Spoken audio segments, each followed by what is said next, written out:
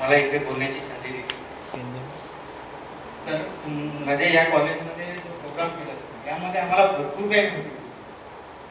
Mainly सांगायचं म्हणजे आता आमच्या कॉलेजमध्ये असं डिसाईड केलं आहे की आपण MBA करायचं. आमच्याकडे एक गेस्ट पण आहे, म्हणजे कन्सल्टंट GPRC सर आहे. त्यांनी सांगितलं आम्हाला की मला COPO मॅपिंग करायची. मी सांगितलं प्रिन्सिपल सरांनी आम्हाला सर्वांना मॅन्डेटरी केलं की नाही, आम्हाला या डेटच्या अंदर COPO मॅपिंगचं पूर्ण कंप्लीट बघायचं. तर आम्ही ते बघितलं होतं की त्यांनी असे ट्रेनिंग दिली. आम्ही तसं आमच्या सब्जेक्टला घेऊन दिलो, म्हणजे एक सब्जेक्ट आमचा कमी झाला. मग राहिले बाकीचे सब्जेक्ट, त्याचं काय करायचं. मग नाकले सर सांगणार हा याचं त्यांना बेसिक आहे, मग याला 3 द्यायचे.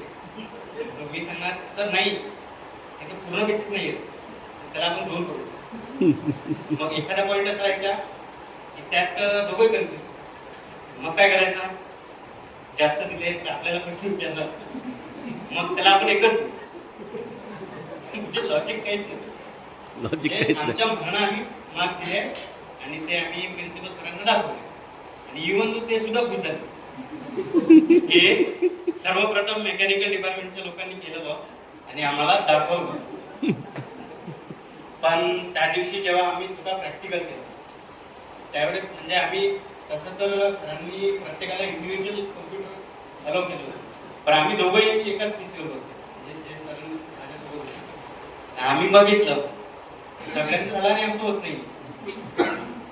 का तर आमचे जेवढं डीप कन्सेप्ट पाहिजे होते ते आम्हाला पहिले काही माहीतच नव्हतं. मग आम्ही त्या सरांना विचारून एक एक करत होतो. तेव्हा कळलं की याच्यात किती डीप अभ्यास केला पाहिजे आणि कसं आपण ते मॅपिंग केलं पाहिजे.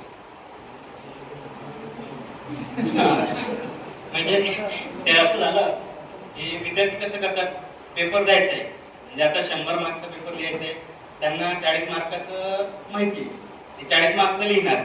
नंतर काय प्रश्नात दिसते हा एन्थॅल्पी लिहायची, मग एन्थॅल्पी शब्द घ्यायचा आणि काहीतरी लिहून टाकायचं. तशा पद्धतीचं ते आमचं झालं. पण या प्रोग्राम मध्ये आम्हाला भरपूर माहिती मिळाली आणि भरपूर काही आम्ही शिकलो. जसं आता काल आपली इंडस्ट्रियल व्हिजिट झाली, तो पण सब्जेक्ट माझ्याकडेच होता, पॉवर प्लांट इंजिनिअरिंग म्हणून. त्याच्यामध्ये मी मुलांना बॉयलरचं शिकवायचं, म्हणजे बॉयलरचं वगैरे एक्सप्लेन करत होतो.